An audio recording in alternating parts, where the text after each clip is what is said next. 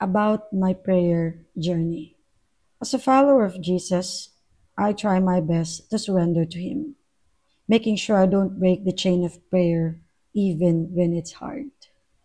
I choose to be kind, and before I speak, I ask God to let my words be filled with love, mercy, care, and unity.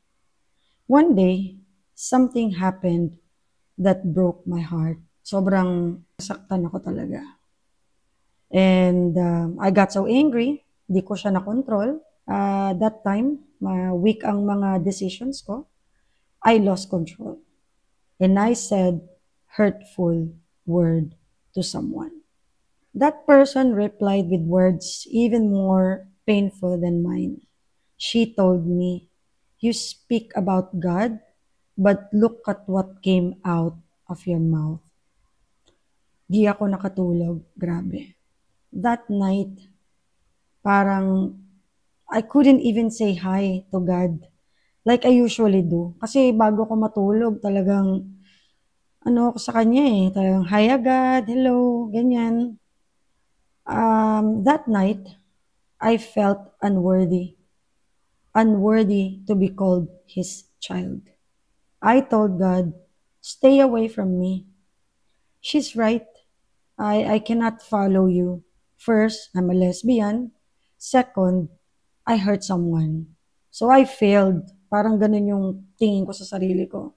Sabi ko sa kanya, please leave me alone. The next day, I didn't talk to God. No praise songs, no prayer. I buried myself in work. Trabaho lang ako ng trabaho. But while checking one of my uploaded videos, tumitingin kasi ako ng mga videos ko sa YouTube. And then, nakita ko yung journey ng prayer ko. And I stopped and watched. And it reminded me how my way of praying had changed from simply asking for things to seeking wisdom, guidance, and the strength to make right choices. In that moment, God reminded me, you are not God. You are not perfect. You are human, just like everyone else. You will get angry, irritated, you will make mistakes. But what matters is that you are aware when you've done wrong and you have the courage to say sorry.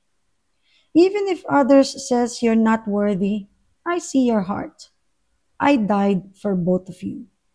My timing is perfect for everyone.